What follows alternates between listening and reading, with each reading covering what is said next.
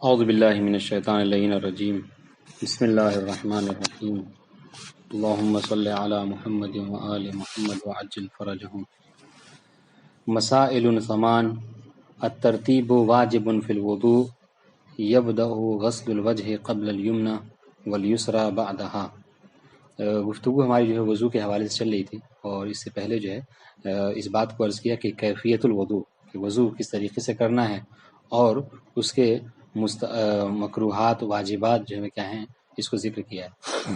آج جو ہے وہ یہ ذکر کر رہے ہیں کہ 8 مسائل ہیں کہ جن کا دھیان رکھنا وضو میں ضروری ہے۔ سب سے پہلی بات کہہ رہے ہیں کہ وضو میں ترتیب ضروری ہے، ٹھیک ہے، بلکہ ضروری نہیں بلکہ واجب ہے ترتیب کا ہونا وضو میں۔ اب یہ ترتیب ہے کیا؟ تو کہہ رہے ہیں ترتیب یہ ہے کہ یبدأ یعنی ایک کے بعد دوسرے کو دھونا،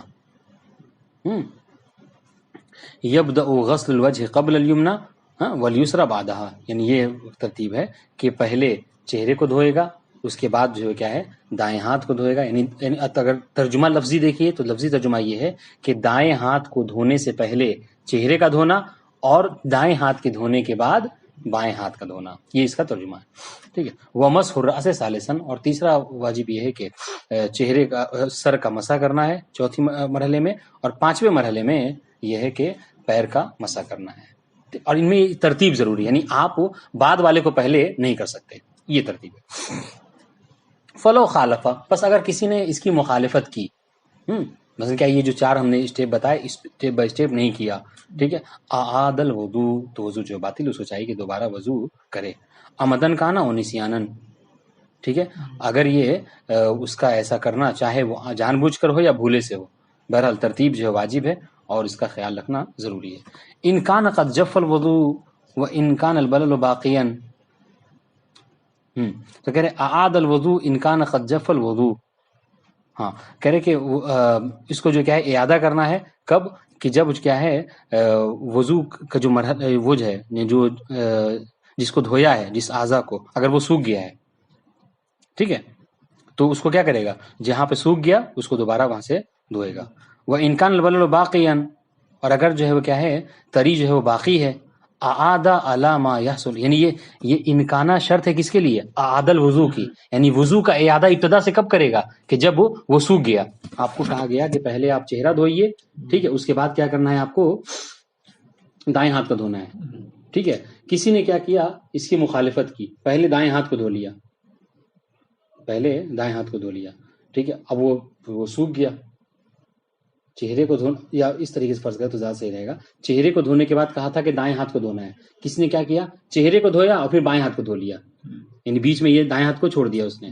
تو اب کیا ہے، کہہ رہے کہ اب اس نے چونکہ بائیں ہاتھ کو دھویا ہے تو اس میں 2 صورتیں ہیں، اگر چہرے کا پانی سوکھ گیا ہے تو اب اس کو وضو شروع سے کرنا ہے، عادل وضو، لیکن اگر چہرے کا پانی ابھی باقی ہے تو پھر کیا کرے گا، وہ چہرے کا پانی گویا کہ دھو لیا، اب اسی کو کیا کریں، استئناف نہیں کہیں گے بلکہ اس کو کیا ہے، بلکہ اب چہرے کا دھولی گویا کہ دائیں ہاتھ سے شروع کرے گا، جی ہاں۔ اعادہ علی ما یحصل معه ترتیب، تو وہیں سے اعادہ کرے گا۔ دیکھیے اعادہ اور استئناف میں یہ فرق ہے، اعادہ یعنی وہیں سے، یعنی کیا چہرے کا دھوئے تو چہرہ کافی دھو لینا، اگر چہرے کا پانی نہیں سوکھا ہے تو اعادہ کہاں سے، بس وہی دائیں ہاتھ کو دھوئے گا پھر بائیں ہاتھ تاکہ ترتیب ہو جائے، یہ بات واضح ہے۔ لیکن استئناف کا مطلب کیا ہے کہ نہیں، اگر چہرے کا پانی سوکھ گیا ہے تو پھر یہاں دائیں سے نہیں شروع کرے گا بلکہ ابتدا سے وضو کرے گا، یہ ثانیہ، یہ مسئلہ سامان میں سے دوسرا مسئلہ کہہ رہے الموالات واجب، جس طریقے سے ترتیب واجب اس طریقے سے ہاں موالات بھی واجب ہے۔ ترتیب یعنی یکے بعد دیگر، اور موالات کیا کہتے ہیں، موالات یعنی پے در پے، وہیا، اچھا موالات کی یہاں پہ 2 تعریف ذکر کر رہے ہیں، دونوں میں فرق ہوگا، سنیے گا، بہت غورطلب ہے، ہو سکتا ہے ایک شر آ جائے آپ سے۔ کہہ رہے ہیں موالات واجب ہے، وہیا، موالات کسے کہتے ہیں، ان یغسل کل عضو قبل ان یجف ما تقدمہ، ٹھیک ہے، یعنی سنیے موالات یہ ہے کہ ہر عضو کو دھویا جائے قبل اس کے کہ اس سے پہلے والا جو عضو ہے وہ نہ سوکھے، پہلے والے عضو کے سوکھنے سے پہلے دوسرے والے کا دھو لینا، اسے کیا کہتے ہیں، موالات کہتے ہیں۔ اب اس کو مثال فرض کریں، ٹھیک ہے، آپ کو کہا گیا چہرے کا دھونا ہے وضو میں، اور دائیں ہاتھ کا پھر بائیں ہاتھ کا، تو آپ دائیں ہاتھ کو اس وقت قبل اس کے کہ چہرہ سوکھ جائے دائیں ہاتھ کو دھو لیجئے، قبل اس کے کہ دائیں ہاتھ کا پانی سوکھ جائے آپ بائیں ہاتھ کو دھو لیجئے، اسے کیا کہتے ہیں، موالات۔ ایک مطلب تعریف ہی کی گئی. وقیلا موالات کی ایک دوسری تعریف ہے، وہ کیا ہے؟ بل ہی المتابعۃ بین الاعضاء. موالات کیا ہے؟ موالات یہ ہے کہ دو اعضاء کے درمیان میں متابعت کرنا، ٹھیک ہے، یعنی پے در پہ دھونا اس کو، مال اختیار، اختیار کی صورت میں. اگر انسان کی اختیاری صورت ہے تو کیا کرے؟ یہ کہ دونوں میں فاصلہ نہ کرے اور جو ہے وہ دھوئے. وہ مراعات الجفاف مال استرار. لیکن اگر اضطراری صورت ہے تو اس میں کیا کرے گا؟ جفاف کو دیکھے گا کہ کہیں وہ سوکھ تو نہیں رہا ہے. اب ان دونوں دو قول ہو گئے. ایک نے کہا کہ پہلے والے عضو کے سوکھنے سے پہلے دوسرے کا دھو لینا موالات کہلاتا ہے. دوسرے نے کہا کہ اختیاری صورت موالات یہ ہے کہ مطابعت ہونی چاہیے. ٹھیک ہے. ہاں اب سنیے دونوں میں فرق کیا ہوگا. فرق وہاں پہ واضح ہوگا کہ اگر کوئی شخص، ٹھیک ہے، چہرہ دھویا اس کسی نے، اور چہرے کا دھونے کے بعد دائیں ہاتھ کے دھونے سے پہلے اتنی شدید ہوا چل رہی تھی، گرم ہوا، کہ چہرے کا پانی سوکھ گیا. ٹھیک ہے، بس انشاءاللہ یہ بہت زیادہ سخت گرمی ہے، چہرے کا پانی سوکھ گیا. ٹھیک ہے، تو کیا ہوگا؟ تو کہہ رہے ہیں کہ اور اس نے کیا کہ فاصلہ بھی نہیں کیا ہے، یعنی بس چہرہ دھو رہا تھا، اس کے بعد فوراً دائیں ہاتھ دھویا، لیکن اتنی گرم ہوا تھی کہ چہرہ کا پانی سوکھ گیا. تو کیا ہوگا؟ تو اس کو چاہیے کہ پہلے والے قول کی بنا پر اس کو اعادہ کرنا ہوگا. کیوں؟ اس لیے پہلے والے قول میں موالات کی کیا تعریف کی گئی کہ پہلے والا عضو کیا ہے؟ سوکھنا نہیں چاہیے. اب وہ مسلسل دھو ہی رہا ہے لیکن وہ پانی سوکھ گیا. تو اس نے چونکہ آپ نے کہا کہ موالات میں سوکھنا نہیں چاہیے، یہاں سوکھ گیا، لہٰذا وضو باطل ہے، دوبارہ آپ کو دھونا ہوگا. لیکن دوسرے والے قول کی بنا پر نہیں، اس نے اگر اس نے دیری نہیں کی ہے جان بوجھ کر، ٹھیک ہے، وہ چہرے کو دھو کر دوسرا حصہ دھو رہا ہے، مگر یہ کتنی گرم ہوا ہے کہ اس کا چہرے کا عضو سوکھ گیا، چہرے کا پانی سوکھ گیا، تو کیا ہوگا؟ تو کہنے کہ اس پر وضو باطل نہیں ہوگا، بلکہ اس نے گویا کہ موالات کا خیال رکھا ہے. تو یہ دونوں کا فرق ہوگا. اور انشاءاللہ الثالثہ، مسئلہ ثالثہ یہ ہے کہ الفرض فی الغسلات مرۃ واحدہ، کہ جو چیز واجب ہے غسلات میں، یعنی چہرے کا دھونا، دونوں ہاتھ کا دھونا، اس میں واجب کیا ہے کہ ایک مرتبہ دھویا جائے. ٹھیک ہے. والثانیہ سنتن، اور دوسرا مرتبہ دھونا جو کیا ہے؟ سنت ہے. اور تیسری مرتبہ دھونا جو کیا ہے؟ بدعت ہے، یعنی حرام ہے. ولیس فی المسح تکرار، اور مسح میں تکرار نہیں ہے. اس میں دیکھیے ایک اور بات، مطلب اس سے مربوط بہت اہم ہے، آپ مطلب اس میں متوجہ رہی، بہت سے لوگ نہیں متوجہ رہتے ہیں، کہ یہ جو کہا گیا نا کہ ایک مرتبہ اعضائے وضو کا دھونا واجب ہے، تو اس دھونے سے کیا مراد ہے؟ دھونے سے مراد یہ نہیں ہے کہ ایک چلو پانی آپ نے چہرے پہ ڈال دیا تو آپ نے دھو لیا. نہیں، اگر آپ چہرے پر نل سے پانی لے کے 10 مرتبہ بھی ڈال رہے ہیں، لیکن جب تک آپ اس کو پھیر نہیں رہے ہیں تب تک وہ ایک ہی شمار ہوگا. سمجھیں؟ لیکن آپ نے ایک ہی لے کر چہرے پر ڈالا، ایک چلو پانی، اور اس کو پھیر لیا، اب یہ ایک شمار ہو گیا. واضح انشاءاللہ. تو یہ ایک کہنے کا مطلب کیا ہے؟ کہنے کا مطلب ہے کہ سب کو جو ہے کیا ہے، عربی میں سواد با، سب کو جو کیا ہے یہ دھونا نہیں کہتے ہیں، یعنی اس کو باقاعدہ پھیلانا جس طریقے سے کہا گیا ہے اس کو دھونا کہتے ہیں. واضح انشاءاللہ. ایک بات اور ایک اور دقیق بات ہے اس میں، آج کے مطلب فتوے کے حساب سے یہ جو کہا گیا کہ اعضائے وضو کا ایک مرتبہ دھونا واجب ہے، 2 مرتبہ دھونا سنت مستحب ہے. تو یہ جو 2 مرتبہ دھونا ہے نا، آپ سنیے گا، 2 مرتبہ دھونا جو ہے یہ چہرے کو 2 مرتبہ دھو رہے ہیں، ٹھیک ہے، مستحب ہے، مسئلہ نہیں ہے. ٹھیک ہے. آپ دائیں ہاتھ کو 2 مرتبہ دھو رہے ہیں، ٹھیک ہے، مسئلہ نہیں ہے. جب بائیں ہاتھ کو دھونا ہے نا، تو یہاں پر سائنس صاحب کہتے ہیں احتیاط یہ ہے کہ بائیں ہاتھ کو انسان 2 مرتبہ نہ دھوئے. کیوں؟ اس لیے کہ اگر بائیں ہاتھ کو 2 مرتبہ دھو لے گا نا تو پھر کیا ہوگا؟ پھر جو مسح کرے گا وہ واجب مسح نہیں ہوگا، بلکہ وہ مستحب پانی کے سے مسح ہوگا. اس لیے کہتے ہیں احتیاط یہ ہے کہ بائیں ہاتھ کو ہمیشہ بھی کہے ایک ہی مرتبہ انسان دھویا کرے. ٹھیک ہے. تو یہ تشریح بہرحال باریکیاں ہیں، ذہن میں ہونا ضروری ہیں. الرابعہ، مسئلہ رابعہ کیا ہے کہ یہ بات واضح ہے، ولیس فی المسح تکرار. ہاں، یہ تکرار جو ہے وہ دھونے میں ہے لیکن مسح میں کوئی تکرار. اب یہ کہہ رہے ہیں کہ مسئلہ رابعہ یہ ہے کہ یجزی فی الغسل ما یسمى به غاسلا. آپ یہ بتائیے کہ ہاں غسل کسے کہتے ہیں؟ آپ جو کہہ رہے دھونا، چہرے کا دھونا، دونوں ہاتھ کا دھونا، تو غسل کسے کہتے ہیں؟ تو کہہ رہے ہیں غسل میں معیار کیا ہے؟ عرف ہے. اگر آپ چہرے پہ پانی ڈال رہے ہیں اور کوئی آدمی دیکھے عرف میں تو کہیں کہ ہاں یہ چہرہ دھو رہا ہے، یہ اپنے ہاتھ کو دھو رہا ہے، تو اس کو کیا کہتے ہیں؟ غسل کہتے ہیں. یہ کافی ہے. ٹھیک ہے. وہ ان کا نام مثل دہن، گرچہ یہ آپ کا دھونا کیا ہے؟ ویسے جیسے انسان بدن پہ تیل لگاتا ہے. آپ کو تیل لگانے میں کیا ہوتا ہے؟ انسان تھوڑا سا تیل لیا، وہ اسے لے کر ایسے طرح کرتا ہے نا. تو اس کو بھی وہ کہتے یہ بہت بڑی بات ہے. یہ اس وقت کہ مطلب بہت سے مطلب سنی اعتراض کرتے ہیں کہ اس میں تو کہا گیا کہ فغسلوا وجوہکم وایدیکم، اپنے چہرے کو دھو، اور تم لوگ ایک چلو پانی لیتے ہو اور اس کو جو کیا ہے ڈال لیتے ہو. یہ کیا ہے؟ یہ مطلب وہ اس کو دھونا تھوڑی کہتے ہیں. ہمارے شیعہ لوگ بھی بعض سے سوالات کرتے ہیں تو کہتے ہیں دھونے کے لیے بس یہ مسمت ہونا کافی ہے، یعنی عرف میں دھونا کافی. اور یہ جیسے تیل بھی لگا تو وہ بھی دھونا ہے. تو ہم لوگ جیسے کرتے ہیں یہ سمجھیے پانی کی بچت ہے. اور پھر جو پیغمبر کا یہ قول کہ اس وضو جو ہے کیا ہے ایک مد میں یعنی 750 ml یعنی 750 گرام میں پانی میں ہونا چاہیے یہ کہا گیا ہے. تو یہ سب اسی وقت ہو سکتا ہے. لیکن اگر آپ جیسے وہ سب کرتے ہیں کہ نل کھول دیا اور ایسے مار رگڑ رہے ہیں تو یہ تو پھر پیغمبر کی اس قول پہ عمل نہیں ہوگا، اسراف ہوگا. واضح انشاءاللہ. تو یہ اس کا جواب ہے جو لوگ کہتے ہیں کہ دھونا نہیں ہے. یہ نہیں دھونا، یہ چہرے تیل جیسے انسان لگا تیل لگاتا ہے. کتنا لگاتا ہے تیل لگانے کے لیے کیا انسان وہ کرتا ہے تیل بس وہی تھوڑا سا دیا اس کو رگڑ.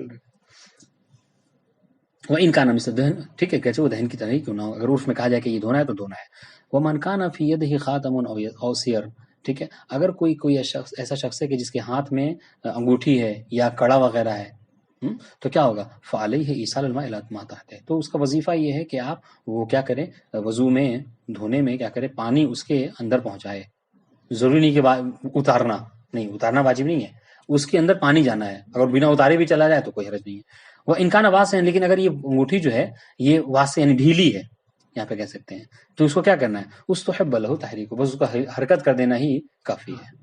لیکن میری یہ ہے اس کو میرے خیال سے اس کو حرکت دینا کافی نہیں ہوگا، اس کو اتار کے حرکت تاکہ یہ دیکھیں پورا بالکل اس سے مس ہوا ہے. اگر ٹائٹ ہے تو کہنے کا مطلب اس کو اس طریقے سے کہ پانی نیچے تک پہنچ جائے، ڈھیلی ہے تو حرکت کر لینا کافی ہے. المسألۃ الخامسہ من کان علی بعض اعضاء طہارتہ جبائر کہتے ہیں پٹی کو، بینڈیڈ. اگر کسی کے بعض اعضائے طہارت اعضائے وضو پر ٹھیک ہے کیا ہو جبیرہ لگا ہوا، بینڈیڈ لگا ہوا، تو فإن امکنہ نزعها او تکرار الماء علیہا حتی یصل البشرہ وجبہ، تو اگر اس بینڈیڈ کے اوپر کیا ہے اس بینڈیڈ کا نکالنا ممکن ہے، ٹھیک اتنا بڑا زخم نہیں ہے، گئے تھے تو ہاسپٹل میں لگا دیا، اگر وضو کے اس کا نکالنا ممکن ہے تو واجب ہے کہ اس کو کیا کرے نکال لے. او تکرار الماء نہیں نکالنا ممکن نہیں ہے، مگر یہ کہ پانی کے جانے سے ڈاکٹر نے منع نہیں کیا ہے تو تکرار کے ساتھ یعنی بس اس کو پانی اتنا ڈالے کہ بینڈیڈ کے اوپر سے ہی پانی جلد تک پہنچ جائے، ٹھیک ہے. اور تکرار الماء علیہ اس جبیرہ پر ہی پانی کو مسلسل گرائے حتی یصل البشرہ یہاں تک کہ پانی کیا کا جلد تک پہنچ جائے تو کہہ رہے واجب ہے. یہ دونوں چیز کو واجب ہے اگر ممکن ہے. وہ اللہ لیکن اگر یہ ممکن نہ ہو نکالنا ممکن نہیں ہے پٹی کا اور پانی ڈالنا بھی اس پر یعنی تکرار کے ساتھ ممکن نہیں ہے، ڈاکٹر نے منع کر رکھا ہے پک جائے گا ہے نا، زخم بڑھ جائے گا، تو اجزاء المسح علیہ تو وہی وضو جبیرہ کہ کیا کرے اس پر مسح کر دینا ہی بینڈیڈ کے اوپر کافی ہے. سواء کان ما تحت طاہرا او نجس، چاہے اور اس بینڈیڈ کے نیچے مثلا خون وغیرہ ہے نجیس ہے یا پھر نہیں خون نہیں ہے صاف ہے تو پاک ہے، تو چاہے وہ اس کے نیچے پاک ہے یا نجیس سے فرق نہیں پڑتا. وَإِذَا زَالَ الْعُذْرُ، یہ تھوڑا سا دقیق بات ہے. وَإِذَا زَالَ الْعُذْرُ، کسی نے اگر وضو جبیرہ کیا ہے ٹھیک ہے اور پھر جو کیا ہوا عذر جو ہے وہ زائل ہو گیا، ظہر کی نماز پڑھی تھی تو وضو جبیرہ کیا تھا، مغرب آتے آتے گئے شام، یہاں ہم تو ڈاکٹر شام میں بیٹھتے ہیں، ڈاکٹر نے مراجعہ کیا، ڈاکٹر نے کہا کہ ٹھیک تمہارا زخم ٹھیک ہو گیا، بینڈیڈ کو نکال دیا اس نے، تو اب عذر زائل ہو گیا. انشاءاللہ وَإِذَا زَالَ الْعُذْرُ اسْتَأْنَفَ الطَّهَارَةُ، تو اب ہمیں کیا طہارت کو دوبارہ کرنا ہے. وضو میرا باقی ہے تو اب اس وضو سے جس ہم نے نماز پڑھی تھی مس قرآن کیا تھا مس کتاب قرآن کیا تھا، اب ہم ایسے اعمال کے جو وضو کے لیے ضروری ہیں وہ کر سکتے اسی وضو سے لیے، یا پھر اب ہمیں دوبارہ وضو کرنی ہوگی. تو کہہ رہے ہیں کہ یہاں پر استانف طہارہ نہیں، آپ کو کیا اگر عذر زائل ہو جائے تو کوئی وضو جبیرہ آپ کے لیے کافی نہیں ہوگا، بلکہ کیا کرنا ہے آپ کو دوبارہ طہارت کرنا ہے، دوبارہ وضو کرنا ہے. لیکن اللہ تردد فی، مصنف کہہ رہے ہیں کہ یہاں پر ہمیں تردد ہے یعنی وجہ تردد کیا ہے؟ وجہ تردد یہ کہ وضو یہاں پر دونوں ہوئے. بعض وہ لوگ کہ جو یہ کہتے ہیں کہ نہیں طہارت دوبارہ کرنی ہوگی، دوبارہ آپ کو طہارت کرنی ہوگی یعنی استانف والا، وہ ان کی کیا دلیل ہے؟ ان کی دلیل یہ ہے کہ یہ جو وضو تھا وضو جبیرہ یہ حالت اضطرار سے ہی اس کا تعلق تھا، اب جب کہ حالت اضطرار مرتفع ہو گیا ہے تو اب آپ کے لیے صحیح نہیں ہے کہ آپ اس کے اوپر باقی رہیے، بلکہ اگر اصطلاح میں کہا جائے تو انہوں نے یہ کہا کہ اضطرار، سنیے اضطرار علت ہے، یہ اصطلاح اصول، اضطرار علت ہے ابتدا کے لیے، دوام کے لیے نہیں، یہ کہتے ہیں. تو اب چونکہ ابتدا میں اس کو نہیں ممکن نہیں تھا وہ نہیں نماز پڑھنا بنا یعنی وضو نہیں کر سکتا تھا مگر یہ کہ وضو جبیرہ، تو ٹھیک ہے اس وقت وضو جبیرہ کیا، لیکن دوام کے لیے علت نہیں ہے، یہ دوام کے لیے کیا اس کو دوبارہ کرنا ہوگا۔ جن لوگوں نے یہ کہا کہ بھائی ہم چونکہ اس نے وضو جبیرہ کیا تھا، سنیے گا، جنہوں نے کہنے کہ نہیں یہی کافی ہے، پہلے وضو دوبارہ کرنے کی ضرورت نہیں ہے، ان کی دلیل کیا ہے کہ ہم نے یہ پڑھا کہ وضو جبیرہ اس نے کیا اور نماز پڑھ لی، اس کا مطلب کیا کہ وضو جبیرہ اس کے لیے کافی تھا۔ اچھا، وضو کے مبطلات میں سے، نواقض وضو میں سے یہ چیز نہیں ہے۔ نواقض وضو آپ اٹھا کر دیکھ لیجیے، اس میں کیا ہے، عذر کا زائل ہونا، یہ نواقض میں سے نہیں ہے۔ چنانچہ وہ طہارت اس سے پہلے کافی تھی، ابھی تک جب تک وہ وضو باقی تب تک یہ کافی، لہذا استئناف کی ضرورت نہیں ہے۔ واضح ہے یہ تردد دیکھیے آپ کو اصطلاح بتاؤں، جہاں پہ تردد مصنف کہیں گے تو وہاں پر کیا ہے کہ مطلب دو قول ہیں اور دونوں کے پاس اپنی دلیل ہے، ٹھیک ہے، اور مصنف کا موقف کیا ہے، مصنف کا موقف یہ ہے کہ وہ متردد ہیں، ان لوگوں کے ساتھ جائیں یا استئناف والوں کے ساتھ جائیں یا بدون استئناف والوں کے ساتھ جائیں، دونوں کے پاس اپنی دلیل ہے، مصنف سے یہ تردد ہے۔ کبھی کبھی کہتے ہیں اشبہ، اشبہ مطلب کیا ہے، اشبہ یعنی یہ کہ اشبہ بالمذہب، یعنی دلیل جو ہے کیا ہے ہماری مذہب کی، وہ اس پر دلالت کرتی ہیں۔ کبھی کبھی کہتے ہیں اکثر، اکثر یعنی کیا، یعنی اقوال فقہا اس پر دلالت کرتے ہیں، اس میں انشاءاللہ آتے ہیں۔ السادسہ لا يجوز ان يتولى وضوءه غيره مع الاختیار، اختیار کی صورت میں جائز نہیں ہے کہ انسان کے وضو کی ولایت کوئی دوسرا کرے، نہیں نیابت میں کوئی اور وضو کرے، یعنی یہ کہہ کر مثال طور پر کیا ہے، کسی کوئی چہرہ دھلا دے رہا ہے، کوئی ہاتھ پکڑ کے دھلا دے رہا ہے، یہ جو کیا ہے جائز نہیں ہے مال اختیار۔ وہ یجوز ہاں، لیکن اگر اضطرار کی صورت ہے، انسان کے ہاتھ کو حرکت نہیں ہو سکتی یا مثلا کوئی اور وجہ ہے، تو اس وقت کیا ہے، یہ عام طور سے ان لوگوں کے ساتھ ہوتا ہے الیاذ باللہ، جن کو لکوا وکوا مار دیتا ہے، فالش مار دیتا ہے، تو ان کے ہاتھوں حرکت نہیں ہوتا، تو اضطرار کی صورت میں کوئی ہاتھ دھلا سکتا ہے، چہرے کو دھلا سکتا ہے، ختم ہو گئی بات۔ اور سنیے سابعہ لا یجوز للمحدث مس کتابۃ القرآن، جو محدث ہے، ٹھیک ہے، جو وضو نہیں کیے ہوئے ہے نا، پیشاب پخانہ ان سب کے، تو اس کے لیے مس کتابت قرآن مجید جائز نہیں ہے، یعنی قرآن مجید کے حروف کا چھونا جائز نہیں ہے۔ وقیل عفوا ویجوز له ان یمسما عدل کتاب، ہاں قرآن مجید کے کتابت کے علاوہ جو اس کے حروف ہیں اس کے علاوہ اور جو مثلا کہیں پہ مطلب اس کا جو جزدان ہے، اس کا جو غلاف ہے، اس کے جو وائٹ کاغذ ہیں دو سطر کے بیچ، یہ ساری چیزوں کو جو چھو سکتا ہے، اس میں کوئی حرج نہیں ہے۔ الثامنہ مسئلہ سامنہ، آٹھویں میں سے آٹھواں مسئلہ یہ ہے کہ من بھی سلسہ، سلس کہتے ہیں، مسلوس کہتے ہیں اس شخص کو کہ جس کا پیشاب پہ کنٹرول نہیں ہوتا، مسلسل وہ نکلا ہے، بیماری ایک طرح کی ہے، خدا ہم سب کو اس سے محفوظ رکھے۔ کہہ رہے کہ اگر کوئی مسلوس ہے یا پھر کوئی مبتون ہے، مبتون یعنی قطرات جو اس کے قطرات پیشاب کے نکلتے ہیں مسلوس میں، اور مبتون میں جس کے وہ عذرا پخانہ جو ہے نکلتا رہتا ہے بلا اختیار، ان دونوں میں اختیار نہیں ہوتا انسان کا، تو اس کا کیا وظیفہ ہے؟ کہہ رہے من بھی سلسہ، جو اس بیماری میں ہے سلس کے، یعنی وہی پیشاب کے قطرے نکلتے رہتے ہیں، تو اس کا یہ وظیفہ ہے کہ قیلا یتوضا لکل صلاۃ، کہ ہر نماز کے لیے کیا کرے گا، وہ وضو کرے گا، ٹھیک ہے۔ اور وکیلا من بھی الوطن، اور وہ شخص جو مطلب بطن کی بیماری میں مبتلا ہے، پخانہ نکلتا رہتا ہے، تو کہہ رہے ہیں اذا تجدد حدث فی الصلاۃ، نماز پڑھا اس دوران، یہ ہمیشہ نکلتا تو اس دوران بھی نکلے نماز میں، تو اگر نماز میں ایسا ہو رہا ہے تو کیا ہوگا؟ کہہ رہے ہیں یتطہر، تو نماز میں ہی روبہ قبلہ ہے، اس حال میں بیماری ہے، ظاہر سی بات ہے، تو خدا وہ مسئلہ کو جانتا ہے، تو نماز میں ہی اس طریقے سے کہ حالت قبلہ میں، قبلہ سے اپنے روح کو نہیں موڑے گا، اور اس موضع کو، اس جگہ کو دھو لے گا، یعنی نجاست کو زائل کر کے، پھر جو ہے کیا ہے وضو کر کے نماز پڑھ لے گا، ٹھیک ہے۔ یہ تطہر یعنی وہی وضو کر لے گا، یعنی نجاست کو زائل کر کے، وہ یبنی، یبنی یعنی کیا ہوتا ہے، پھر سے نماز نہیں پڑھنا دوبارہ، ایک رکعت پڑھ چکا تو ایک رکعت ٹھیک ہے، وہی اعادہ کرے گا، استئناف نہیں کرے گا، یعنی یہ بنا رکھے گا، اعادہ بھی وہی شروع ابتدا، یعنی پلٹ وہی ہے، یعنی ہاں اعادہ ہی مطلب سمجھ دوبارہ پڑھنا ہے، آپ اس کو بنا، صحیح ہے، بہت اچھا لفظ ہے، وہ یبنی یعنی کیا، اگر 2 رکعت پڑھی ہے یا 1 رکعت پڑھی ہے اور جو یہ صورتحال آ گئی تو اس کو کیا چاہیے کہ وہی طہارت وغیرہ کر کے پھر سے دوبارہ دوسری رکعت پڑھے۔ سنن الوضو بہت آسان ہے، یہ اکثر آپ سنتے رہتے ہیں، اس کو بس پڑھ کے گزر جاتے ہیں کہ 10 جو کیا ہے مستحبات وضو ہے، جس کا مصنف جو کیا ہے گنوا رہے ہیں، کہنے وہی سنن کیا ہے، وضع الاناء الیمین، کہ جب انسان وضو کرے تو جو برتن ہے، اب آج کل کے دور میں تو بھائی اس کا زمانہ ہے بیسن وغیرہ کا، لیکن پہلے زمانے میں جو لوٹا وغیرہ سے یا کس سے کرتے تھے انسان، تو مستحب ہے کہ جس برتن سے انسان وضو کر رہا ہے اس برتن کو اپنے دائیں طرف رکھے، ٹھیک ہے۔ دوسری بات والاغتراف بہا، اور اسی برتن میں جس پانی ہے اسی میں اپنے ہاتھ کو ڈال کر کیا کرے وہ چلو میں پانی لے، ٹھیک ہے. ایک طرف وہ بے ہاتھ سے بتائیں یمین کی طرف، یعنی یہ جو پانی نکالے گا وہ دائیں ہاتھ سے نکالے، یہ مستحب ہے، بائیں ہاتھ سے نہیں، ٹھیک ہے. دائیں طرف جو کیا ہے وضو کے برتن کا رکھنا اور دائیں ہاتھ سے ہی پانی نکال کر وضو کرنا، یہ مستحب ہے. 2 نمبر وہ تسمیہ، پھر اس کے بعد کیا ہے بسم اللہ الرحمن الرحیم کہنا، ٹھیک ہے. اس طریقے سے وہ دعا پڑھنا، غسل الیدین قبل ادخالہما الاناء، ٹھیک ہے. ہاں کہ دونوں ہاتھوں کا دھو لینا، کب؟ اس برتن میں پانی ہاتھ ڈالنے سے پہلے، یہ پہلے ہاتھوں دھو لینا تاکہ وہ برتن جو کیا ہو صاف رہے. اچھا اس کو دھونا مطلب یہ کہہ رہے ہیں کہ آپ کو ہاتھ دھونا ہے من حدث النوء والمرہ، کلائی سے جو دھونا ہے. کہہ رہے کہ یہ اگر آپ مثلا سونے کی وجہ سے یا پیشاب کے بعد انسان وضو کر رہا ہے تو 1 مرتبہ کلائی سے دھونا ہے. وہ من الغائط مرتين، اور اگر پخانہ کیے ہوئے انسان اور اس کے بعد وضو کرنا چاہ رہا ہے تو 2 مرتبہ ہاتھ کو اپنے کلائی سے دھوئے گا. اس طریقے سے 3 مرتبہ کلی کرنا، 3 مرتبہ جو ناک میں پانی ڈالنا، مضمضہ اور استنشاق. وہ دعا عندہما، اور اس کے بعد جو اس کی دعا معصور ہے وارد ہوئی ہے اس دعا کو پڑھنا مستحب ہے. وہ عند غسل الوجه والیدین، ہاں چہرے کو اور ہاتھ کے دونوں جو دعا معصور ہے وارد ہے اس کو بھی پڑھنا. وہ عند مسح الراس والرجلین، اس کی بھی دعا ہے جو اس کو پڑھنا.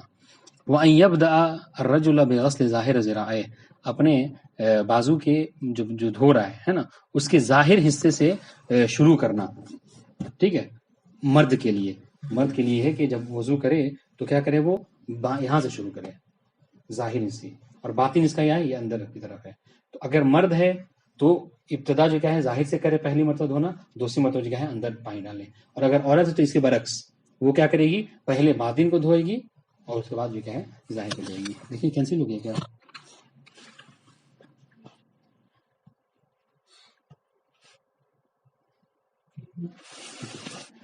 اچھا وہ فسانیہ بے باطنہما، اور جب دوسری مرتبہ دھوئے گا تو اپنے مرد جو ہے کہ اپنے باطن کو دھوئے گا، یعنی وہی اس کے بعد نہیں سے پانی ڈالے. والمرأۃ بالعکس، اور عورت اس کے عکس کرے گی. وان یکن الوضوء، اور یہ بھی مستحب ہے کہ جو وضو انسان کرے وہ کس سے کرے، بے مد، یعنی 750 گرام پانی سے. واضح انشاءاللہ. اب آئیے مکروہات وضو. کہہ رہے مکروہ کیا ہے کہ ان یستعین فی طہارت، کہ وضو میں انسان کیا کرے جو مقدمات طہارت ہیں، مثلا لوٹے کا لانا، وہاں سے پانی بھر کے لانا. واضح انشاءاللہ. یعنی اگر جگہ وگہ ہے کوئی گندگی پڑی ہے تو اس کو صاف کرنا، یعنی جو مقدمات وضو ہیں ان کا مہیا کرنا کیا ہے کسی غیر کی مدد سے، یہ مکروہ ہے. بلکہ ثواب یہ ہے کہ آپ خدا کی عبادت کے لیے جا رہے ہیں تو خود ہی جو کیا ہے زحمت اٹھائیے. بعض لوگ ہوتے ہیں وہ پانی لے کے آ جاؤ تم جو فلاں کام کر دو، اس کے بعد بیٹھے ہوئے بادشاہ کی طرف جو ہے وضو کر رہے ہیں، یہ بہرحال مکروہ ہے. وَأَيَّمْ سَحَبَ الْوُضُوءَ عَنْ أَعْضَائِهِ، اس طریقے سے مکروہ ہے کہ انسان وضو کرنے کے بعد جو کیا کرے اس کو پوچھ لے، ہاتھ کا چہرے کا پوچھنا مکروہ ہے. بلکہ روایت اس طریقے سے وارد ہوئی ہے کہ من توضأ ولم يتمندل اعطي 30 حسنہ، کہ جو شخص، روایت میں ہے کہ جو شخص وضو کرے اور اسے پوچھ لے، اس لیے کہتے ہیں مندیل رومال کو، جو پوچھ لے وضو کرنے کے بعد اس کو کیا، جو من توضأ ولم يتمندل، جو وضو کرے اور نہ پوچھے تو اس کو 30 نیکیاں دی جاتی ہیں. ومن توضأ وتمندل فلہ حسنۃ واحدہ، اور جو شخص جو کیا ہے وضو کرے اور پوچھ لے تو اس کو 1 نیکی دے. کہاں 30 نیکیاں اور کہاں 1 نیکی. تو بہرحال عقل مندی یہی ہے کہ انسان وضو کرنے کے بعد نہ پوچھے، مکروہ ہے. اور رابع، یہ چوتھا مسئلہ بہت دقیق مسئلہ، اگر وضو میں ہمیں لگتا ہے کہ کوئی مسئلہ آپ سے سوال کیا جائے گا اب تک کے، تو یہ رابع مسئلہ جو ہے کیا اس حساب سے پوچھا جائے گا. ٹھیک ہے، تھوڑا غور کیجیے گا اس پہ. فی احکام الوضو، ٹھیک ہے بہت دقیق ہے، تھوڑا سا غور کیجیے گا. من تیقن الحدث وشک فی الطہارہ، استصحاب. اگر کوئی شخص کسی کو یقین ہو کس بات کا کہ اس نے یقیناً پیشاب اور پخانہ کیا ہے، ٹھیک ہے، اب اس کے بعد شک ہو رہا ہے کہ اس کا کہ وضو کیا ہے کہ نہیں اس کے بعد، تو کیا کرے گا؟ تطہر، وہ کیا کرے گا؟ وضو کرے گا. اصل کیا ہے؟ اصل حالت یعنی چونکہ یہ شک استصحاب اسی کو کہتے ہیں کہ یقین سابق شک کے لاحق. تو پہلے یقین ہے کہ اس نے کیا کیا، حدث کیا ہے، پیشاب پخانہ کیا تھا، اب وضو کیا ہے نہیں کیا اس میں شک ہو رہا ہے، تو کیا ہے آپ اپنے اصل پر باقی ہے، جو یقین ہے اسی کو عمل کیجیے. یعنی لا تبطل یقین بالشک، اپنے یقین کو شک سے نہ توڑو. یہ ساری باتیں لکھیے گا اگر یہ پوچھا جائے. اس طریقے سے دیکھیے کہنے کہ یہ ایک مسئلہ. ٹھیک ہے، دوسرا جواب اسی سے ملتا جلتا. اور تیقنہما کہ کوئی شخص ایسا ہے کہ جس کو یقین ہے دونوں کا کیا کہ ہاں اس نے حدث بھی کیا ہے اور طہارت بھی کی ہے یعنی وضو بھی کیا ہے، مگر کیا ہے وہ شک فی المتاخر منہما کہ ان دونوں میں سے پہلے کون ہے اور بعد کون ہے. پہلے حدث کیا ہے پھر طہارت تو پھر کیا ہے مثلا وہ مطہر ہے، نماز پڑھ سکتا ہے، یا پہلے طہارت کیا ہے بعد میں حدث تو اب نماز نہیں پڑھ سکتا. ان میں اس کو شک ہے لیکن کیا دونوں ہے تو کیا کہہ رہے ہیں دونوں کا مسئلہ ایک ہے، دونوں سوال کا جواب ایک ہے کیا کہ تطہر. تو اس کو چاہیے کہ وہ دونوں صورتوں میں کیا کرے طہارت کر لے، نہیں پاک نہیں طہارت کرے یعنی وہ وضو کرے گا. وَقَضَى لَوْ تَيَقَّنَ تَرْكُ عَضْوٍ أَتَى بِهِ وَبِمَا بَعْدَهُ. ٹھیک ہے، اسی طریقے سے اگر کسی کو اس بات کا یقین ہو جائے کہ جب وہ وضو کر رہا تھا تو اس نے کسی ایک عضو کو ترک کر دیا ہے، یقین ہو گیا کہ وضو کر رہا تھا دائیں ہاتھ کو نہیں دھویا، تو کیا کرے گا، کہہ رہے أَتَى بِهِ اس کو کیا کرے گا دھوئے گا. ٹھیک ہے، وَبِمَا بَعْدَهُ پھر اس کے بعد جو بقیہ ہے وہ دھو لے گا. ٹھیک ہے، یعنی گویا کہ بنا رکھ لیا اس نے، چہرے کو نہیں دھونا ہے، چہرے کو نہیں دھونا ہے، یقین تھا کہ دائیں ہاتھ نہیں تو دائیں دھو لے، چہرہ تو پہلے دھو ہی چکا ہے یہاں سے تاکہ ترتیب سیٹ ہو جائے گی، مسئلہ نہیں. وہ ان جف البلل لیکن کیا ہے اس نے کیا کیا یقین ہوا کہ اس نے ہاتھ نہیں دھوئے دائیں ہاتھ کو. ٹھیک ہے، لیکن جب تو کہا گیا کہ ہاں دائیں ہاتھ کو دھو، لیکن جب دھونے جا رہا تو دیکھا کہ چہرے کی جو خشکی ہے ہاں جو پانی وہ سوکھ گیا ہے، واضح اشارہ. تو یہاں پہ گویا موالات باطل ہو گئی، تو لہٰذا کیا کرے گا وہ استأنف الوضو، تو وضو یہاں پر دوبارہ شروع سے کرنا ہوگا اس میں. ٹھیک ہے، وَإِن شَكَّ فِي شَيْءٍ مِّنْ أَفْعَالِ الطَّهَارَةِ کہ اگر کوئی شخص شک کرے کس میں طہارت کے افعال میں سے کسی میں، ٹھیک ہے کہ کون سا فعل طہارت کا اس نے انجام دیا نہیں، ٹھیک ہے چہرہ نہیں دھویا اس میں شک ہو رہا ہے اس کو. وَهُوَ عَلَى حَالِهِ در حالی کہ وہ کیا کر رہا ہے وضو کر رہا ہے، حالت وضو میں اس کو شک ہو رہا ہے کہ چہرہ دھویا کہ نہیں دھویا ہے نا، ہاتھ کو دھویا کہ نہیں، سر کا مسح کیا نہیں کیا، تو کیا کرے آتا بما شک فیہ تو جس میں شک ہے اس کو کیا کرے گا اسی کو انجام دے لے گا کیونکہ ابھی موضع سے گزرا نہیں ہے. ثم بما بعد پھر اس کے بعد جو کیا ہے اس کے بعد کا جو مرحلہ ہے یعنی سر کے مسح کے بعد اب پیر کا مسح کرنا تو پیر کا مسح کر لے گا.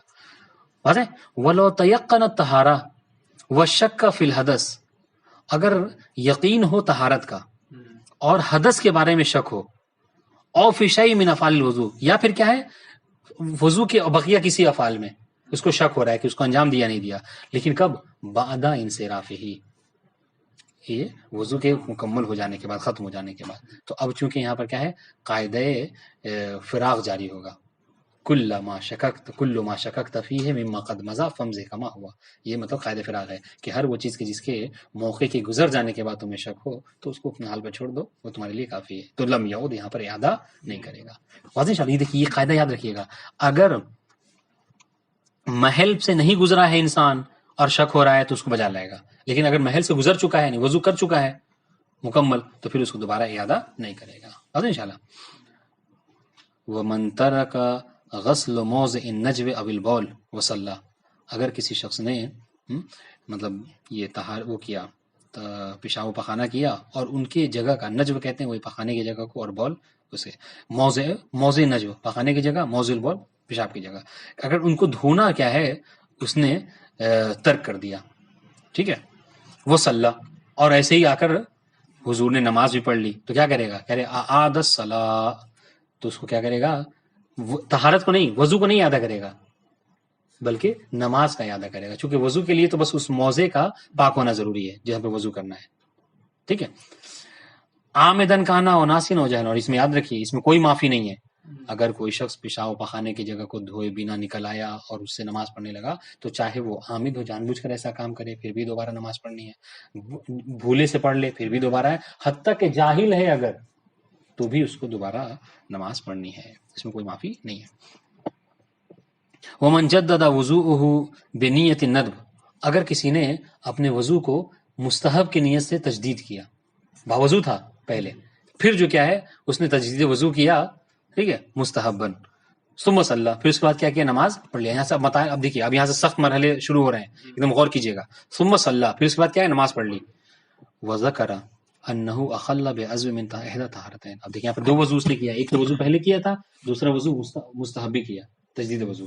اب اس کو شک ہو رہا ہے کہ اب دو وضو کے زبان کہ دونوں وضو میں سے کسی ایک میں گڑبڑ ہوئی ہے، ٹھیک ہے، کسی ایک عضو کو اس نے چھوڑ دیا ہے، اب وہ پہلا والا وضو تھا جو واجبی ہے یا پھر تجدید وضو جو مستحب کیا اس میں تھا، تو کیا کرے گا؟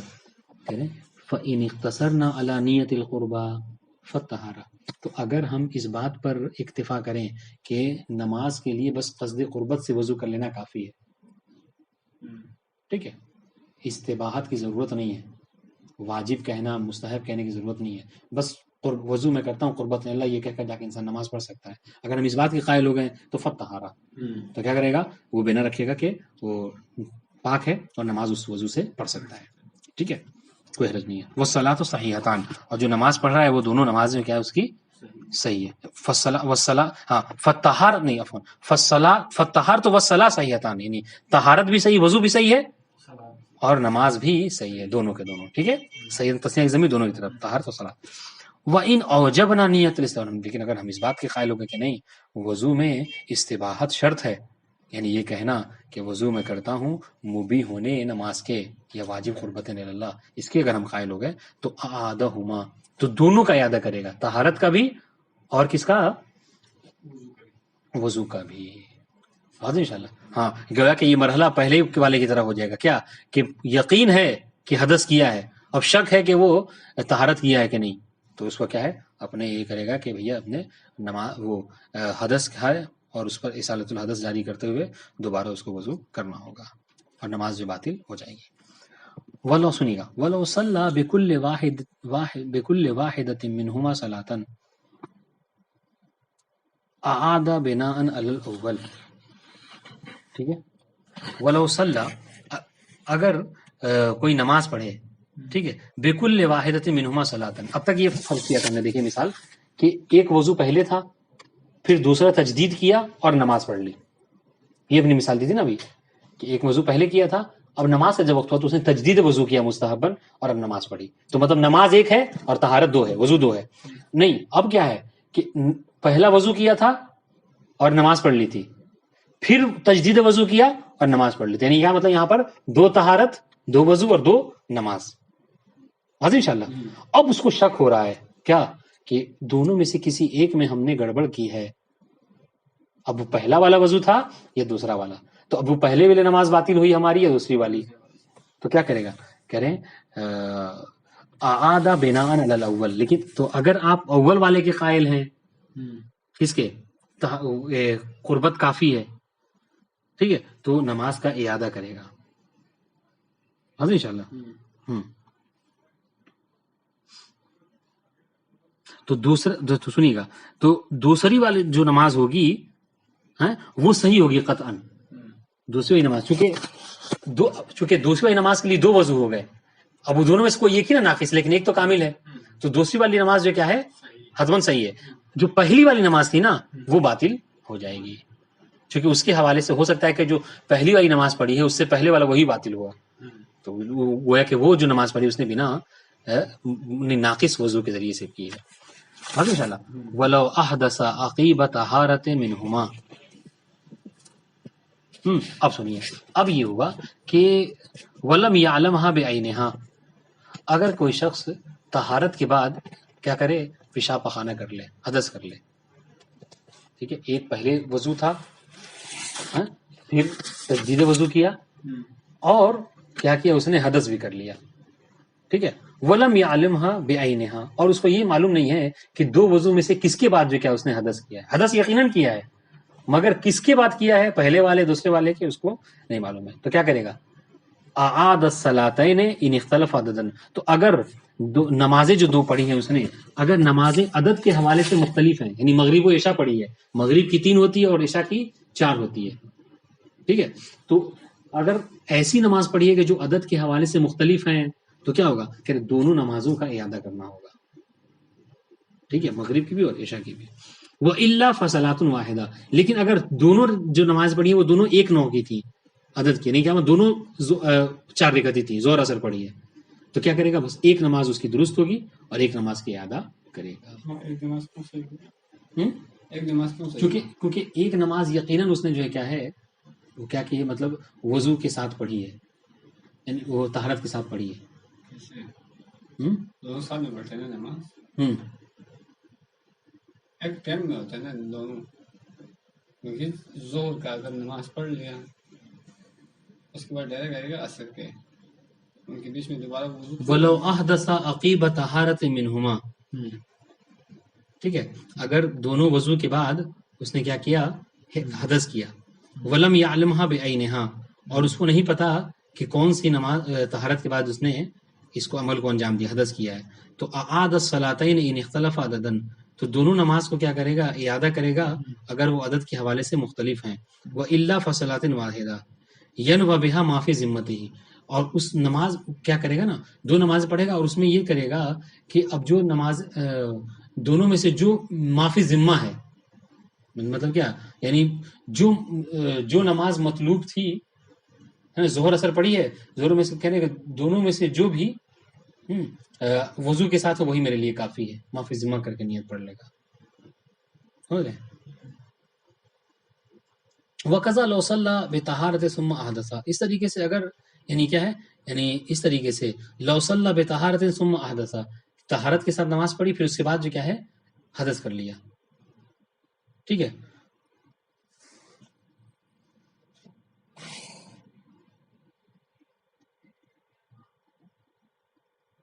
وَقَضَى لَوْ صَلَّى بِطَهَارَةٍ ثُمَّ أَحْدَثَ، اگر نماز پڑھی طہارت کے ساتھ اور اس کے بعد جو کیا ہے، حدث کیا، ٹھیک ہے۔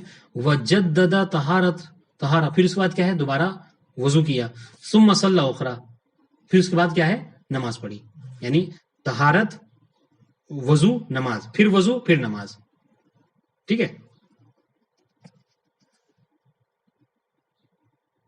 نہیں، اس طریقے سے فون کہہ رہے کہ وَقَضَى لَوْ صَلَّى بِطَهَارَةٍ ثُمَّ أَحْدَثَ، طہارت کی، وضو کیا اور پھر حدث کیا، پھر کیا ہے، طہارت کیا جو کہ حدث کیا تھا، طہارت کے پھر کیا ہے، ہاں نماز پڑھی، وَذَكَرَ أَنَّهُ أَخَلَّ بِوَاجِدٍ مِّنْ إِحْدَى طَهَارَتَيْنِ، دو وضو ہے نا، تو کہ اب اس کو یاد آیا کہ دونوں طہارت میں سے کسی ایک میں اس نے کچھ اخلال کیا ہے، کوئی کمی اس نے کی ہے، ٹھیک ہے، تو کیا ہوگا، تو کہہ رہے کہ یہی ہے حکم، یہی ہوگا کہ اگر دو نمازیں مختلف تھیں، ٹھیک ہے، تو دونوں کا اعادہ ہے، اگر ایک جیسی تھیں تو کیا ہے، کافی ہوں گی معافی ذمہ کی نیت سے۔ وَلَوْ صَلَّى الْخَمْسَ بِخَمْسِ طَہَارَاتٍ، اگر اس نے کیا ہے 5 وضو کر کے 5 نمازیں پڑھی ہیں، وَتَيَقَّنَ أَنَّهُ حَدَثَ عَقِبَ إِحْدَى طَهَارَاتٍ، اور اس کو یقین ہو گیا کہ ان 5 میں سے کسی ایک وضو کے بعد اس نے کیا کیا تھا، حدث کیا تھا، پھر نماز پڑھ لی تھی، یعنی وضو اور حدث کے نماز کے بیچ میں کیا ہے، ایک حدث ہے، لیکن اب ان میں سے کس میں ہے اس کو نہیں معلوم، پانچوں نماز میں سے کس میں نہیں معلوم، تو اعادہ ثلاث فرائض، تو اس میں سے کیا کرے گا، وہ 3 فرائض کا اعادہ کرے گا۔ 3 فرائض کون سے، یعنی 2 رکعتی، 3 رکعتی اور 4 رکعتی، ٹھیک ہے، یعنی ان کو ہر ایک کو کیا کرے، اعادہ کرے گا۔ وسنتین و اربعن، ہاں ٹھیک ہے، سلاسن وسنتین و اربعن، دیکھیں یہ تینوں، کہ ایک 2 رکعتی نماز پڑھے گا، ایک 3 رکعتی نماز پڑھے گا اور ایک 4 رکعتی نماز پڑھے گا، ٹھیک ہے۔ وقیلا یعید خمسا والاول واشبہ، اور ایک قول یہ ہے کہ نہیں، پانچوں کی پانچوں نماز کا اعادہ کرے گا، چونکہ اس کو تو پتہ ہی نہیں ہے کہ کون سی نماز اس نے جو کہ حدث کے بعد پڑھ لی ہے، تو وہ ظہر بھی ہو سکتی ہے، صبح بھی ہو سکتی ہے، مغرب، عشاء، عصر، کوئی بھی ہو سکتی ہے، تو اس کو کیا کرے گا، تو کہہ رہے ہیں کہ پانچوں کی پانچوں نماز کو اعادہ کرے گا۔ والاول واشبہ، مصنف کہہ رہے ہیں کہ جو پہلا والا قول ہے وہ زیادہ نزدیک با صحت ہے، اس پہ زیادہ دلیلیں قائم ہیں۔ والسلام علیکم ورحمۃ اللہ۔